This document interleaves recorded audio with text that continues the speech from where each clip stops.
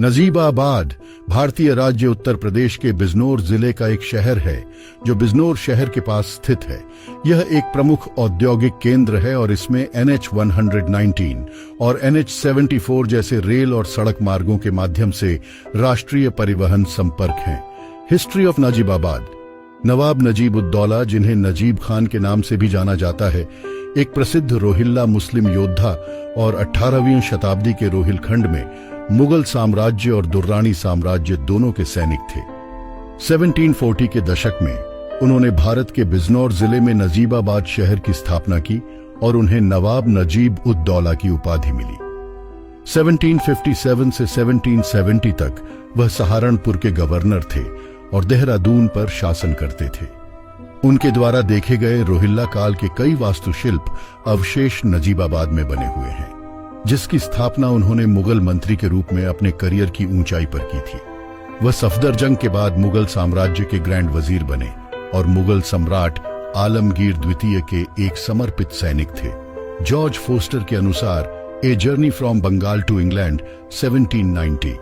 नजीब-उद-दौला, जिन्होंने इस शहर का निर्माण किया था, ने देखा कि इसकी स्थिति कश्मीर के वाणिज्य को सुविधाजनक बनाएगी, जो कि सिखों, मराठों और अफगानों के आक्रमण के कारण लाहौर और दिल्ली के अपने पूर्व चैनल से हटकर पहाड़ों के माध्यम से चला गया था।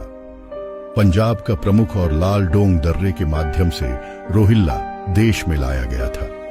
आसपास के पहाड़ों के हिंदुओं के लिए एक मार्ट स्थापित करने की इच्छा से इस प्रलोभन ने संभवतः इस स्थान के चुनाव को प्रभावित किया, जो अन्यथा एक राजधानी शहर के नीचले होने और दलदली मैदानों से घिरे होने के लिए अनुकूल नहीं है। अपने संस्थापक की मृत्यु के बाद से नजीबाबाद अपने पूर्व महत्व से गिर गया था और अब मुख्य रूप से कश्मीर के सुस्त व्यापार द्वारा बरकरार रखा गया लगता है। मराठों से संघर्ष। दिल्ली की लड़ाई 1757 में अहमद शाह अब्दाली के आक्रमण के बाद नजीब का दिल्ली पर प्रभावी नियंत्रण हो गया, जिसे मीर बख्शी के पद पर नियुक्त किया गया। वह दिल्ली का वास्तविक शासक बन गया था, जबकि मुगल सम्राट के पास कोई वास्तविक शक्ति नहीं बची थी।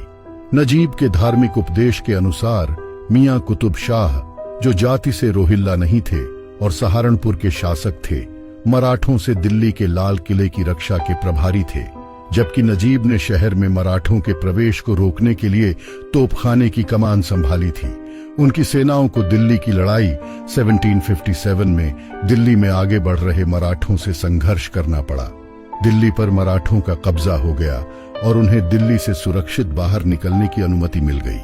पानीपत की तीसरी लड़ाई। मराठा विजय के दौरान पानीपत की तीसरी लड़ाई में उन्होंने मराठों के खिलाफ अहमद शाह दुर्रानी, जिन्हें अहमद शाह अब्दाली के नाम से भी जाना जाता है, के नेतृत्व वाले दुर्रानी साम्राज्य के साथ गठबंधन किया था।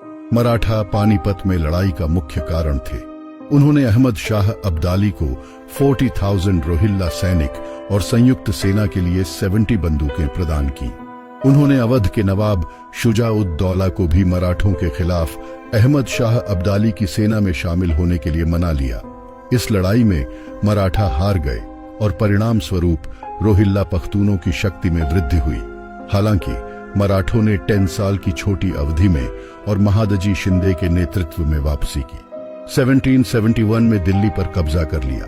मराठा आधिपत्य के तहत कमजोर मुगल सम्राट शाह आलम द्वितीय को सिंहासन पर पुनः स्थापित किया। युद्ध के बाद उन्हें मुगल सम्राट का मीर बख्शी बनाया गया।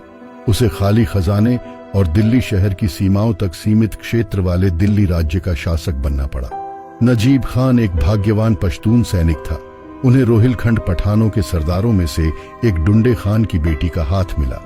इस शासक द्वारा रोहिलखंड के उत्तर पश्चिमी कोने में एक जिले, अब बिजनौर, का प्रभार देकर पुरस्कृत वह सफदरजंग के अभियान में शामिल हो गया था, जब उस मंत्री ने देश पर कब्जा कर लिया था। लेकिन गाजी उद्दीन के अभियानों में बाद वाले को अपमान का सामना करना पड़ा। जब वजीर ने पहली बार सरकार पर हमला करने की परियोजना की कल्पना की, तो उसने मुगल टुकड़ी की कमान में नजीब को देश पर कब्जा करने के लिए भेजा, लगभग सहारनपुर, जिसे तब बावनी महल के नाम से जाना जाता था, जिसने पूर्व वजीर खान खानान की जागीर बनाई थी। इस प्रकार यह क्षेत्र साम्राज्य से अलग हो गया और नजीब के परिवार में 2 पीढ़ियों तक कायम रहा। उन्होंने 9 वर्षों तक कमजोर साम्राज्य पर शासन किया और एक शांतिपूर्ण मृत्यु प्राप्त की और अपने प्रभार को एक बेहतर और मजबूत स्थिति में छोड़ दिया और अपने वैध सम्राट के लिए तैयार हो गए। दिल्ली के प्रशासक मुख्य लेख। आगरा किले पर कब्जा। पानीपत के बाद भारत में मुगल सत्ता की वापसी में नजीब का बहुत योगदान था। दिल्ली और आगरा सहित शाही गढ़ों के प्रशासक के रूप में नजीब अद-दौला राजा सूरजमल के नेतृत्व में जाट विद्रोह को रोकने में असफल रहे। एक बड़े हमले के दौरान 1764 में जाटों और उनके नेताओं ने आगरा में मुगल छावनी पर कब्जा कर लिया और शहर को लूट लिया और प्रसिद्ध ताजमहल के प्रवेश द्वार के 2 चांदी के दरवाजे भी लूट लिए। मौत। मुगल साम्राज्य के शासक के रूप में लगभग 10 वर्षों तक रोहिलखंड, दिल्ली और आगरा की रक्षा करने के बाद वह बीमार पड़ गए और 30 अक्टूबर 1770 को उनकी मृत्यु हो गई। ऐसी और जानकारी के लिए फॉलो करें नजीबाबाद की आवाज को और वीडियो लाइक करना न भूले। धन्यवाद।